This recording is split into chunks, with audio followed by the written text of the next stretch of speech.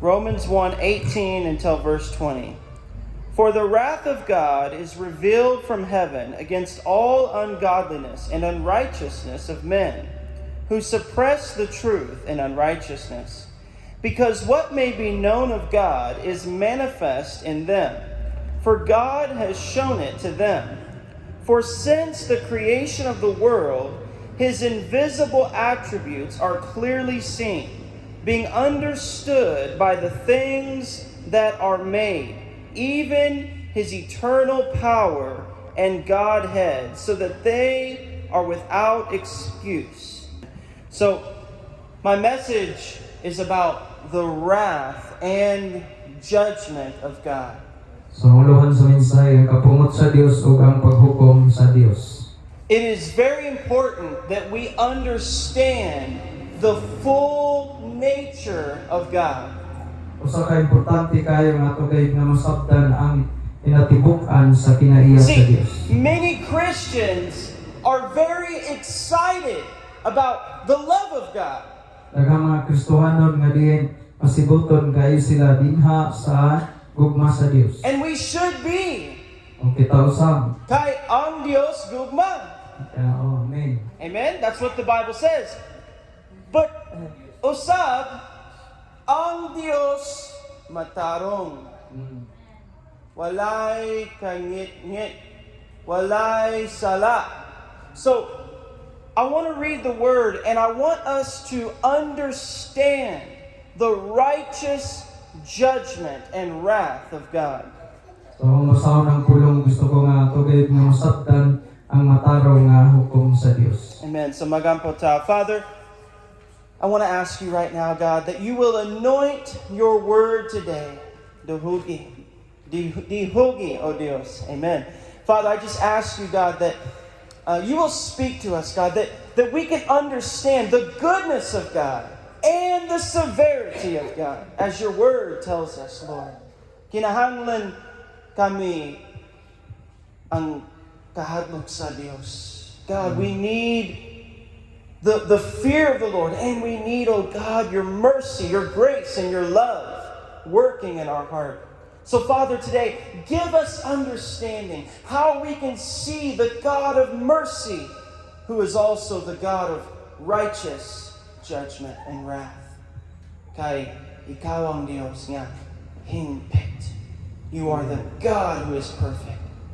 So, God, we just receive now in the name of Jesus. Amen. Amen. Now, the word says in verse 18, for the wrath of God is revealed from heaven against all ungodliness and unrighteousness of men who suppress the truth in unrighteousness.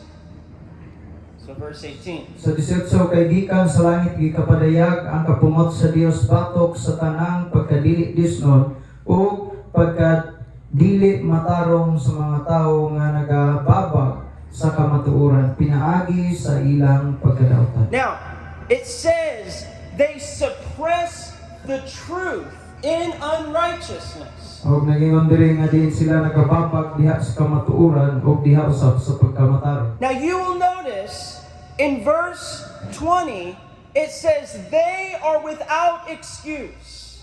Og diri sa bersikulo 20 kay sukad pa sa pagkatukod sa kalibutan ang ilang dili makita nga kinaiya nga mao ang iyang dayon gahom o pagka-Dios sa tin-aw na ila na pinaagi sa mga butang nga ilang nabuhat. Now, sa wala sila ikapangulipas. It says they are without excuse. So, nagingon nga wala sila ikapangulipas. I want you to remember this for the day of judgment. Gusto ko nga inyo kining mahinumduman unya sa adlaw sa paghukom. Every man and woman will stand before God. So matag lalaki o babae magatindog magabarog sa tubangan sa And Dios. they will have no excuse before God. O ana nga panahon na wala na gitay kapangulipas sa See, Ginoo. God said, I gave you creation. Ingon ang Dios nga din iyang gihatag ang mga kabuhatan. They could see by what is created that there is a God. O din ilang makita unsa ang mga binuhat o din kini nagpamatuod nga doon na kay Dios. God has given us His Word. Ang Dios nagahatag siya nga pulong. God gave us His Son. Gihatag usab ang iyang bugtong anak. He gave prophets and apostles. Iyang gihatag usab ang mga manlagna o mga apostolis. All throughout our life, God calls us by name. Kung diin sa tibuok na itong kinabuhi ang Diyos, nagatawag gayon, diha pinagi siya ngalan. And the Word says, the law is written on our hearts. Nagingon ang sabang pulong nga din ang kasubuan iyaha kini nga gipatik sulod sa itong kasing-kasing. This is the conscience of man. So mao kini ang kahimtang sa tao. See, we know it's wrong to lie. Nga din, ay palutang nga din, sayop na nga baka. It's wrong to steal. O sayop ng pagpangawat. We understand that sin is wrong in our heart. So nakasabuta nga din ang sala kini siya dili kay maayo diha sa itong kasing-kasing. So, he said, they are without excuse. So nagingon siya nga sila wala naggayoy ikapangulipas. And he gives a warning. The wrath of God is revealed from heaven against all ungodliness. Ug ang Dios naghatag og pagpasidaan kayo kapungot sa Dios, ikapadayag na gikan sa langit. Now look at verse 32. So, who, knowing the righteous judgment of God, that those who practice such things are deserving of death, not only do the same, but also approve of those who practice them. 32. Kini sila bisan ila nang nasayran ang pagbuot sa Dios nga ang magabuhat sa maong mga butang takos sa kamatayon dili lamang kay nagabuhat niini kun dili giuyunan usab nila ang mga tawo nga nagabuhat niini. Now notice, he talks about knowing the righteous judgment of God. So ato ang sayran nga kini siya nagasulti may tungod nga sila nakahibalo na sa maayo nga hukom sa Dios. Now, look at chapter 2, verse 5.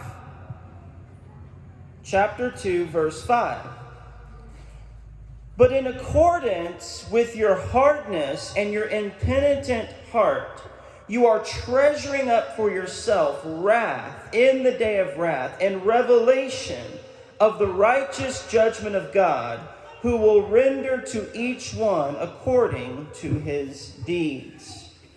Roma 2:5. Apan tungod sa imong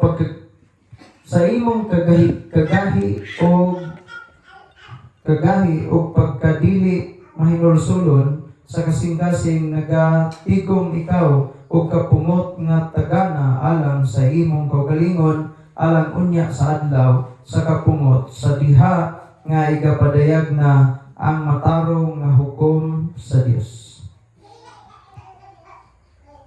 Now, notice this phrase again, the righteous judgment of God.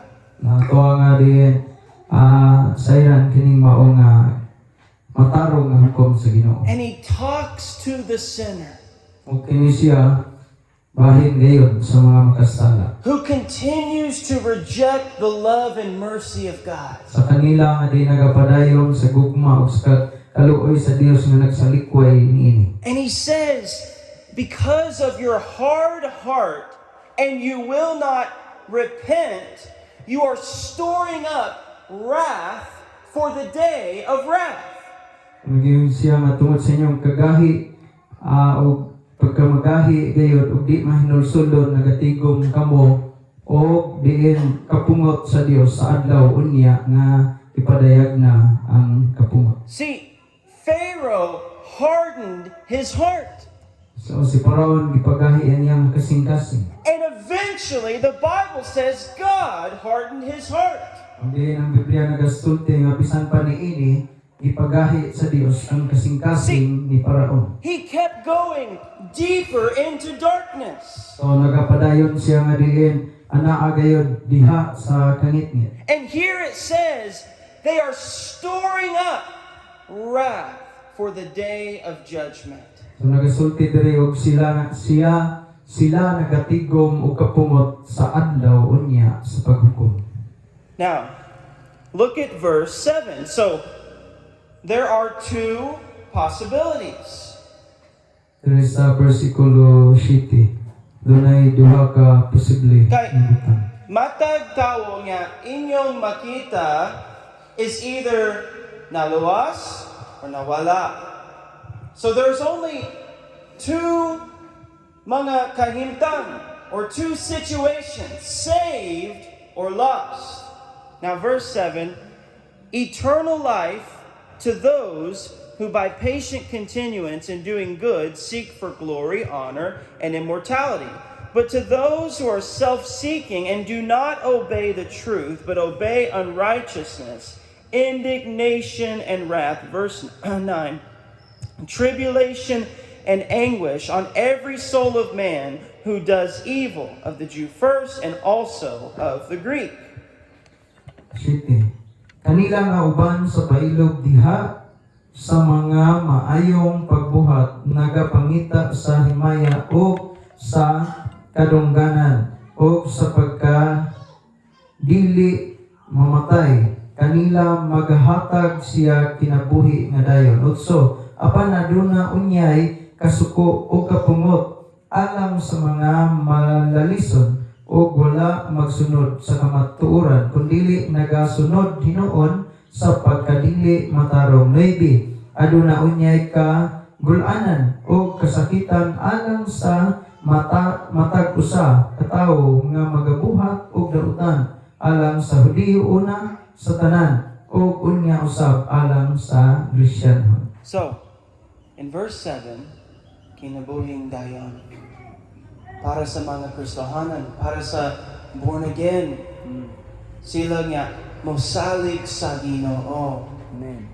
But in verse 8, he said, but those who are self-seeking and do not obey the truth, but obey unrighteousness.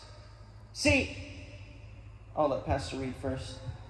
Panaduna unyay kasuko o kapungot alang sa mga malalison o wala magsunod sa kamatuoran kundili nagasunod hinuon sa pagkadili matag. Now, you either obey the truth or you obey unrighteousness. So, mahimo nga naa ka diha sa pagsunod sa kamatuoran o diha sa dili pagkamatag. The Bible says you're a slave to sin or a slave to righteousness. Ang Biblia nagasulti nga din, ulipon ka sa kining susala or ulipon ba diha sa pagkamatag. You are either in the darkness or in the light. O naata hinuon ba diha sa kahayag o naas kangit-ngit. So, hayag na gyud. Kahayag. Amen. And Sana sa there was Ginoo. light. Amen. Praise God. Now, And there he was light. said, verse 9, tribulation and anguish on every soul of man who does evil. Aduna unyay kagulanan o kasakitan alang sa matag usa ka tawo nga magabuhat og dautan alang sa Hudiyo una sa tanan o unya usab alang sa Kristiyanhon. So the Bible is very clear. So klaro kayo ang gisulti sa Biblia.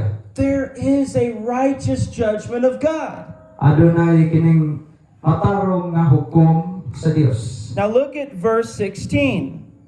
Versikulo 16. In the day when God will judge the secrets of men by Jesus Christ according to my gospel. Unya sa maong adlaw nga sumala sa akong mayong balita, pagahukman na sa Dios ang mga tinaguan sa mga tao, pinaagi kang Kristo Jesus. So he said, God will judge the secrets of men. Iop nang sa katapusan na kana. Praise God. Amen. Thank you.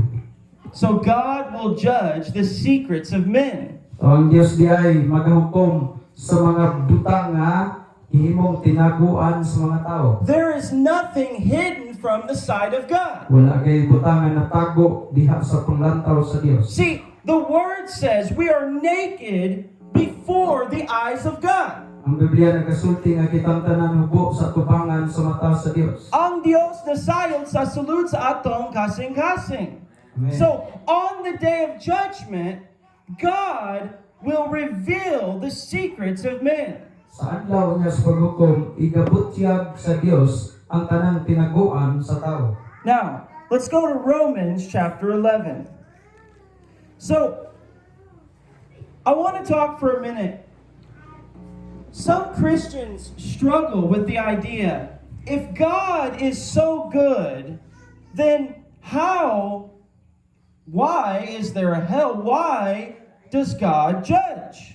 So, dunay daghang mga tao nga naglibog tungod sa mga ideya nga diin imong makaplagan nga diin maingon sila kung ang Dios kuno maayo o matarong anong doon na may imperno o hukman man ang tao. If God loves me, it's okay. I don't need the microphone. You can hear me. Amen.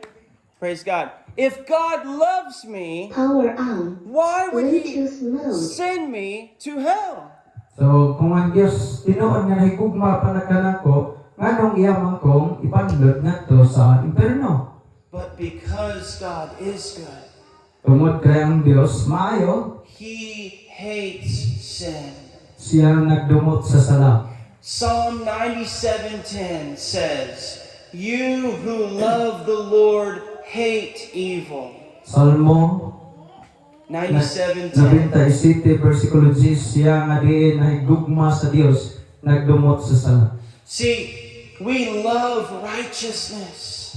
Nahigugma ta sa pagkamataro. God loves righteousness. Ang Dios nahigugma sa pagkamataro. And God hates sin. Ang Dios nagdumot sa sala. Now, look at this. Romans 11:22. Therefore, consider the goodness and severity of God. On those who fell, severity. But toward you, goodness, if you continue in His goodness. Otherwise, you will also be cut off.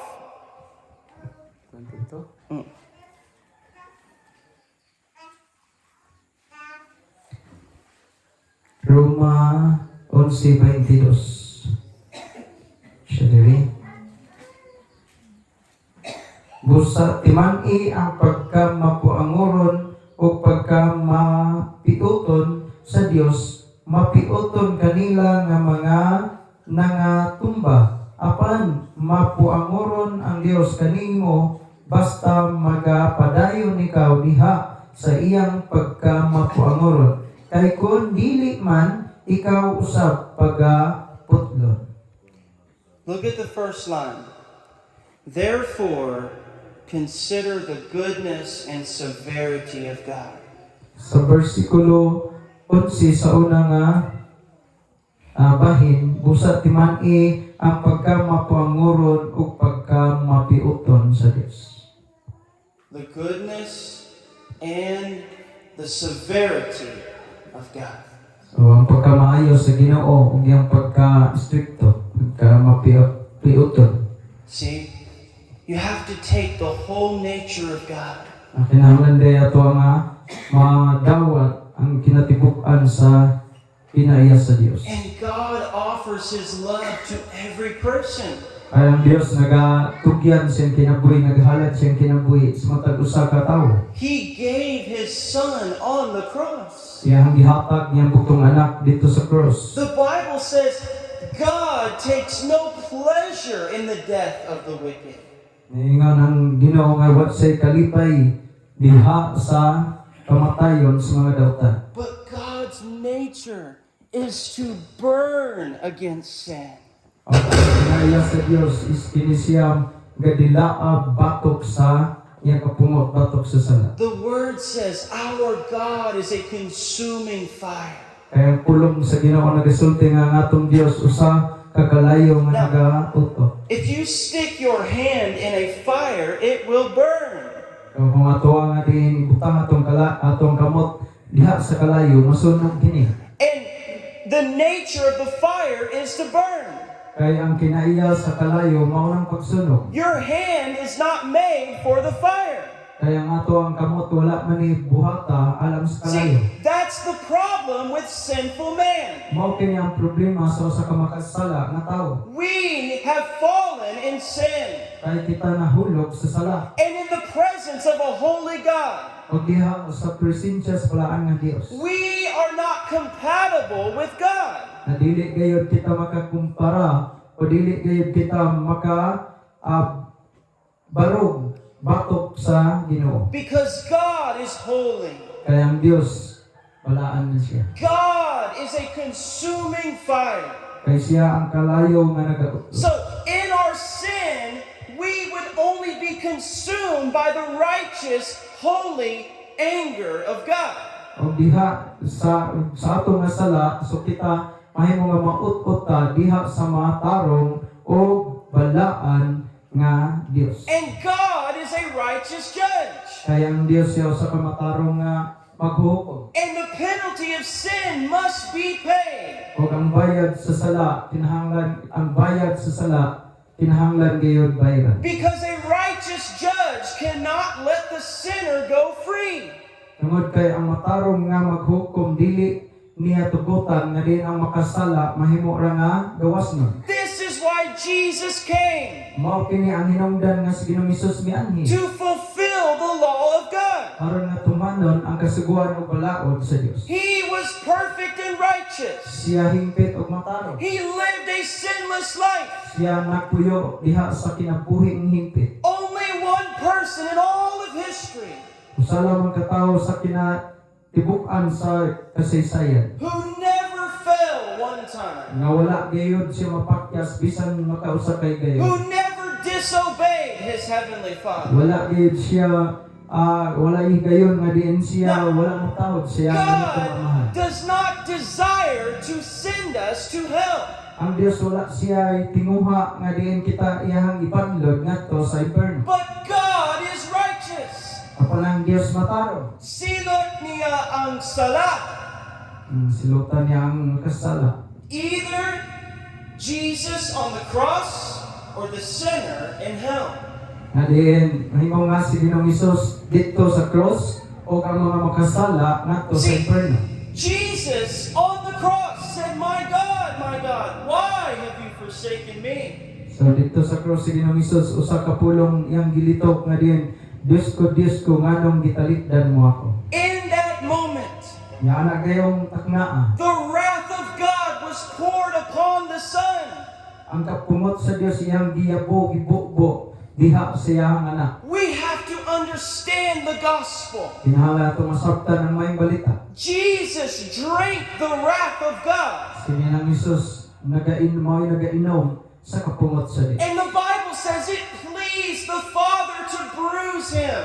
O diin kalipay samahan nga diin siya pagadugmokod. Now, he who knew no sin, Siya nga din wala makailag sala. he became sin for us, Siya nahimong makasasala tungod kanato. that we could become the righteousness of God. Aron nga diin kita makaabaton niya ang pagkamatarong sa Dios. Righteousness is the problem Ang pagkamatarong usa sa problema. because we are not righteous. Kay dili man kita matarong. Paul said, I need a righteousness that's not my own. Nga diin na kinahanglan ko o pagkamatarong anong pagkamatarong nga dili ako. That's why kinahanglan nato og kalawasan. Amen. See, we have to understand, bisan pa ang Diyos maayo, ang Diyos maluluyan. God is good, God is merciful. Pero ang Diyos matarong o silot niya ang sala na hisulat diha sa Bible. Amen? See, many Christians, sometimes we are afraid to warn the world. Usahay ang Kristohanon mahadlok sa mga mopasidaan sa kalibutan. But that's the message of love. Apan kaning pagpasidaan usa din sa mensahe diha sa gugma. Adonai Dios. Nga, mapasalo kaninyo. Amen? Pero you have to turn from your sin. Amen. Kinahanglan lang gyud nga motalikod ta sa atong mga sala. You have to turn from your idols Kinahanglan motalikod ta sa atong mga Dios di. and be born again. Ug kita mahimugso pag-usap. See, there is a day of judgment coming to this world. Aduna unyay adlaw sa paghukom nga moabot ining kalibutan. Let's go to Acts chapter 17. Acts chapter 17. And I want you to remember something before we read this. So kung nga din maghinumdum tayo sa kapitan. Many people don't understand the problem of sin. Daghang mga tao nga din wala makasabot sa problema sa sala. Now, balik sa sinuldanan dito sa Garden of Eden. Ang Diyos mabuhat o hingpit niya kalibutan. God created a perfect world. Walay kamatayon. Hingpit niya relasyon niya to sa Diyos. Ang Diyos nagalakaw uban sa iyang katawhan. Nawong sa nawong face to face. Amen? See? Pero one sin. Salang kasala. One time they disobeyed God. Sakay gayon nga din sila misupil sa Dios. And it threw the whole universe out of order. Yun siya miabot sa kinatibukan sa kalibutan, sa universo. Out of order. Kay, there is death, there is suffering, tunggod sa sala. Amen? See, Abot ang kamatayon o pag-antos tungod sa sala. so think about this. Everything we see today, Tanang butang ato nga makita karon. the war, Ang gubat, murder, pagpatay, corruption in the government, ang din kanang mga kurap, mga kining kaning mga pagpangwarta diha sa kining mga kagumhanan, sickness in the body, o din mga sakit o balatian. all of these things are because of sin. Kanang tanan bungar gina sa sala. Now, this is where people struggle with the idea of the consequence of sin. So, dahil mga tao nga din nagproblema sila tungod sa bunga o resulta sa sala. But we have to remember who we have sinned against. Nga din, kinahanglan nga din mahinumduman ta kinsa o asa ta nakasala. Now, if I harm a dog, O kato nga pasakitan ang usa ka kining iro, well, that's not good. o dili na maayo. Now, but if I harm a person, that's much worse. O nga sumot na gyud kung imagpasakit ka sa tao. Nga naman, because of their position. Tungod sa iyang kahimtang. Now, God loves the animals. Ang Dios nahigugma sa mga kaning hayop. And we are supposed to be kind to the animal kingdom. O kinahanglan po nga magmaayo po ta diha sa mga hayop. But human beings are made in the image of God. Apan ang tao gihimo sumala sa dagway sa Dios. Now, the governor has a higher position than Pastor Mike. O ang kining kagamhanan mas taas sila o kining posisyon kahimtang kay ni Pastor Mike. But what about God? Paano sa ka ang Dios? God is eternally greater and higher than all of His creation. Ang Dios hilabihan siya o kinlabaw siya gayud sa tanan nga mga binuha. Remember the words of David. Nahinumdumi ang pulong ni David. Have mercy on me, O God. Na nagingon siya, kaluy ako Dios. I have sinned against you, O God. Kaya ingon siya, ako nakasala batok kanimo, O Dios. See, our sin is not against people, it's against the Lord. Ang atong sala dili ni siya diha ngadto sa tawo kundi ngadto sa Dios. See, that's why our judgment is eternal.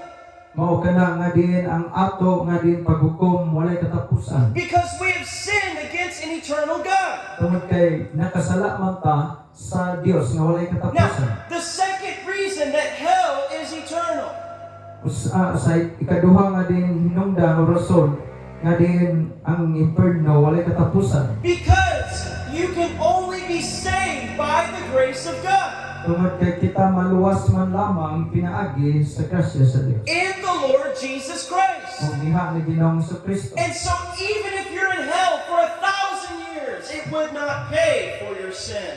Nga din bisan pa nga naak dito sa inferno sa kining mga pila ka libo ka tuig pero dili na gyud na mabayran ang imong sala. Your time cannot pay for your sin. Ang imong panahon dili na siya paigo nga din ibayad sa imong sala. But Pastor, I only lived 70 years of sin.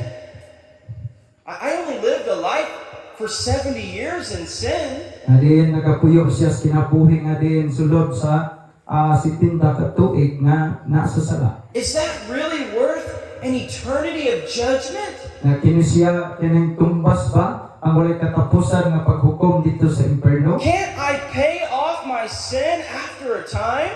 Na ako bang mabayran ang akong nga sala o din ako ba din maserbisyuhan ang akong sala humana na nga panahona? But you have to understand the righteous judgment of God. Pag kinahanglan na tumasabtan ang matarong nga hukom sa Dios. Because when someone goes to hell, Tungod kay kung sa katawo maapunta sa inferno, their punishment is not to make them better. Their punishment is the justice of God.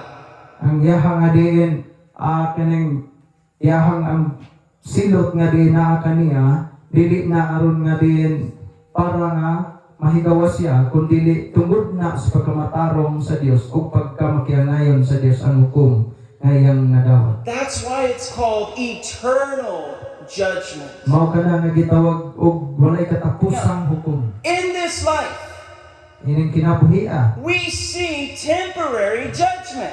kita makakita og din temporaryo ra nga diin paghukom. We see discipline. Makita nato ang pagdisiplina. And those judgments are to make us better. Kanang mao nga kini paghukom makapahimo kanato na nga mas mumaayo pa ta. If a criminal goes to jail, Kung ang usa ka mamumuno mapunta ngadto sa bilangguan, he is paying a sentence. adin iyang bayaran og unsa man ang iyang pidugayon ang sentensya And there's a siyang hope. sala.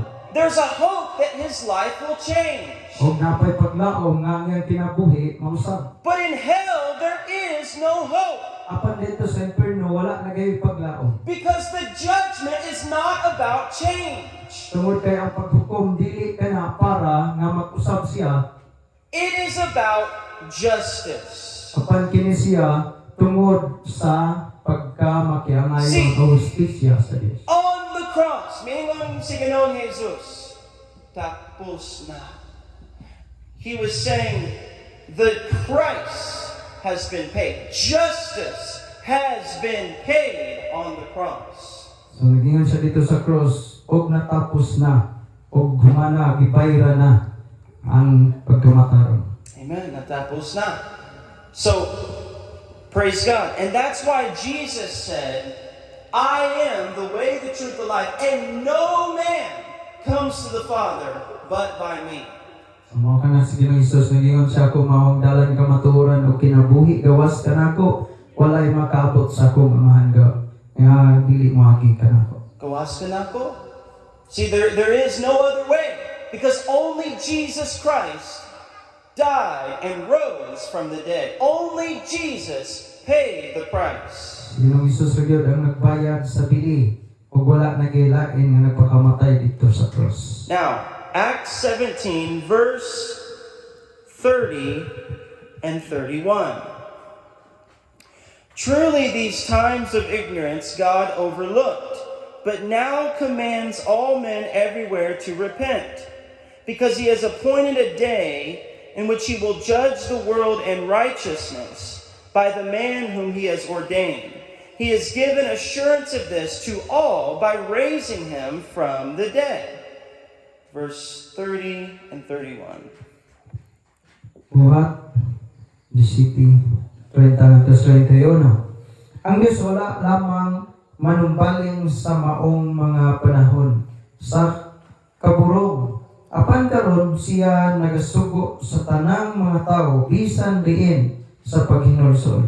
31. Kay siya nakatudlo na ug adlaw kanusa subay sa katarungan. Iyang pagahukman ang kalibutan pinaagi sa usa ka tawo nga iyang gitudlo alang niini o kini iyang gipanaghimatud-an ngadto sa tanang mga tawo pinaagi sa pagbanhaw kaniya gikan sa mga patay.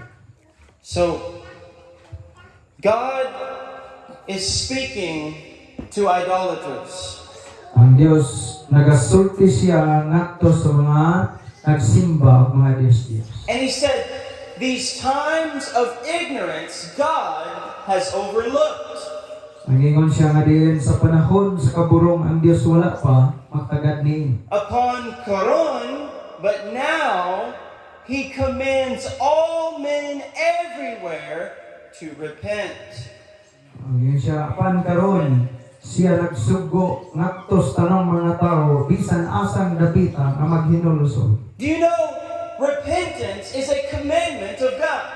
Sa nahibalo ba mo nga ang paghinulsol usa ka sugo sa Dios? When Jesus began his ministry, Sa diha nga si Ginoong Hesus nagsugod sa iyang pagministeryo. he began to preach. Nagsugod siya sa iyang pagsugod pagwali. And he said, Pag hinoso o tuuhi ang maayong balita. Repentance was a commandment from the mouth of Christ. So ang paghinulsol day usa kini ka sugo gikan gayud sa bata ni Ginoong Hesus.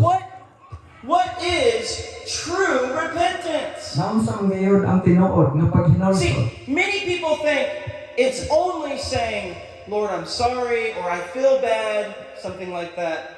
Ang daghang mga tao nga diin naguna-una sila nga diin igo na maingon nga Ginoo pasaylo ako nakahimo ko di maayo.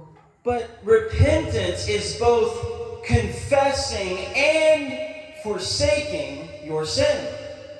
So tinuod nga paghinulsol kanila nga pagsugid o pagbiya sa atong sala. Ginoo, pasaylo ako. And then you ask God to give you power to overcome the work of darkness. Kung diin makapangayo punta sa Ginoo gaho, nga diin kusog, nga diin makalatas ta, makabuntog ta sa gawon sa kangiti. See, the Bible talks about godly sorrow. Ang Biblia nagasulti may tungod sa Dios nga kasubo. And it leads to repentance. Kini siya mohatod ngadto sa paghinulsol. And it leads to life. Og magahatod kini ngadto sa tinapuh. It's good for us to feel a godly sorrow. Usa ka maayo alang kanato nga diin mo bati ta og Dios nga kasubo. Many people have a worldly sorrow. Daghang mga tawo nga diin kaliputanon nga kasubo ang anak kanila. O tanawa, si Judas. He betrayed Jesus for 30 pieces of silver. Anawa si Judas nagbudhi tungod lamang sa 30 ka salapi. Now, he had a worldly sorrow. Og siya nibati sa kalibutanon nga kasubo. And he went and he hanged himself. Og siya miadto sa kahoy og nagbitay sa iyang kaugalingon. He killed himself. Yang naghikog siya. His sorrow led to death. So, iyang kasubo misampot hinuon sa kamatayon kay kalibutanon man nga kasubo. And many people have a worldly sorrow. Og daghang mga tawo nga diin anaa ni ana nga kalibutanon nga kasubo. They're sorry, but it's not from the Holy Spirit. So moingon sila nga sorry o pasayloa, mahal sila pasaylo pero dili gikan sa Espiritu Santo. A godly sorrow is when you understand, I have sinned against God. Diha sa akin Dios nun nga kasubo imong masabtan nga di nakasala ta batok sa Dios. So he said, God commands all men to repent. Ingon siya nga iyang gisugo nga ang tanang tao sa bisan asang dapita nga maghinulsol. The fornicator, Kundi sa mga makihilawason, the idolater, sa mga tigsimbag Dios, the maritis o maritos, o sa mga malibakon, those who have hatred in their heart, o sila nga din adunay pagyugot o pagdumot sulod silang kasing-kasing, the drunkard. sa mga palahubo. He commands them to repent Gisugo sila sa Dios nga din maghinulsol. and to come to the living God. O din sila mamalik manuol ngadto sa buhi nga Dios. See, God forgives us of our sin Ang Dios maghahatag og pasaylo sa ilang sala, from the penalty of sin, gikan sa bayad sa sala, the consequence of sin. o ang sangputanan sa sala. But He also delivers us from the power of sin. O siya usab naghigawas kanato gikan sa gahom sa sala. That's the Spirit of God. Kana siya ang Espiritu sa Dios. That's the Word of God. Kana siya ang pulong sa The Dios. blood of Christ. Ang dugo ni Kristo. We've been born again. Na diin kita nahimong nataw pag-usab. And even when we fall, Bisan pa nga din kita nangahulog. there is a godly sorrow. Aduna kita kining Dios nun nga We kasugo. can hear the voice of God. Ug diin kita makabati sa tingog sa Dios. I don't want this sin. Nga din moingon ka nga din dili ko ganahan o gusto nining mga sala. Okay, now pasayo ako. Mm. See, adunay godly sorrow in the heart of a Christian. Diha sa kasing-kasing sa mga Kristohanon ana ka ng Dios nun nga kasugo. Now, he said he has appointed a day in which he will judge the world in righteousness by the man who he has ordained, and he has given assurance of this to all by raising him from the dead. So nagingon siya diri sa 31, kay siya nakatudlo na og adlaw kanusta subay sa katarungan iyang pagahukman ang kalibutan pinaagi sa usa ka tawo nga iyang gitudlo alang niini o kini iyang gipanaghimatud-an ngadto sa tanang mga tawo pinaagi sa pagbanhaw kaniya gikan sa mga patay. Now let's go to Matthew chapter 25. Mateo 25. I want you to see the day of judgment. Gusto ko nga din magkakita mo sa adlaw sa paghukom. Remember, Paul said, we must all appear before the judgment seat of Christ. Nato hinumduman ang gisulti ni Apostol Pablo nga kitang tanan mga tubang gayod diya sa hukmanan ni Kristo. He said, we are appointed to death, and after this, the judgment. Nagingon siya nga kay gikatagda nga kitang tanan mudangat sa kamatayan o paghuman ini hukom. Now, adunay, maayong balita. There is good news, Kai. The judgment is not based on your good works. So adunay kining maayong balita tungod kay ang paghukom dili day base sa atong maayong See, binuhatan. mingon si Apostle Pablo, dili ang akong kaugalingon pa kamatarong. It's not my righteousness. Amen. Amen? Pero ang pagkamatarong ni Kristo Jesus. The righteousness of Jesus Christ. See, that's the beauty of the gospel. Mao kini ang katahom sa mayong balita. Because without Christ, all of us would go to hell. Kung wala si Ginoong Jesucristo kitang tanan padulungan nato imperno kayo. That's good news. Maoka na maayong balita. Good news. Because if it was about being good, you would have no chance. If it was about being good, you would have no chance. So kung kining maana pa sa kining pagkamaayo, so wala gitay kalauman.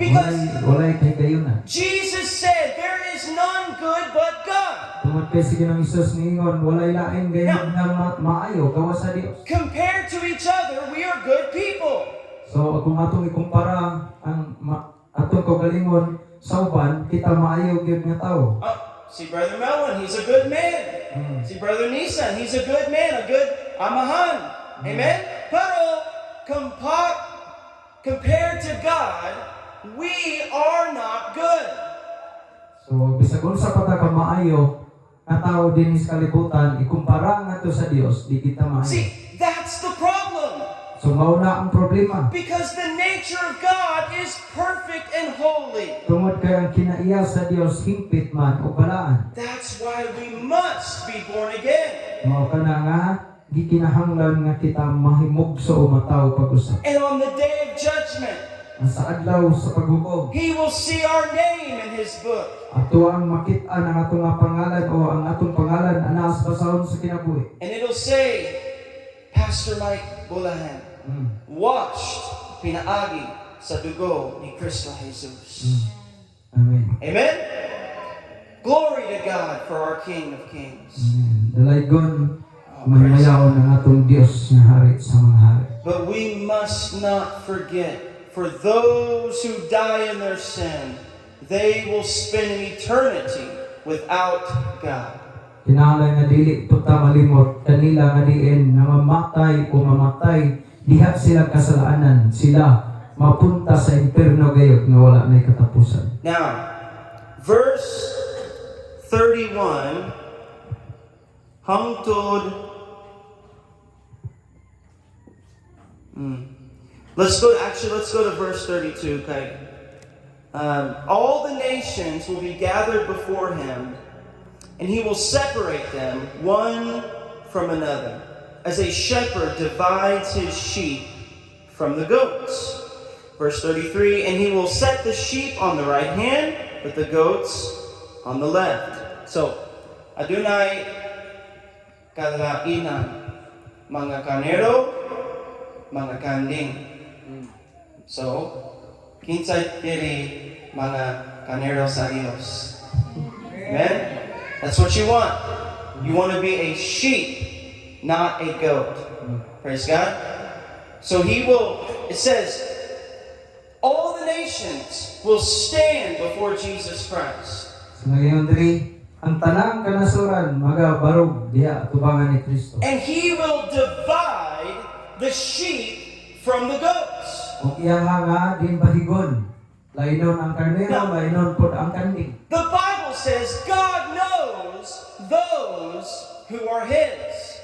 Adin ang Biblia nagasulti ang Dios nagaingon nga din ang Dios nakaila sa iyang katawhan nga iya. Now, mao kini maayong balita tungod kay adunay daghang mga tawo bisan sukad sa sinugdanan.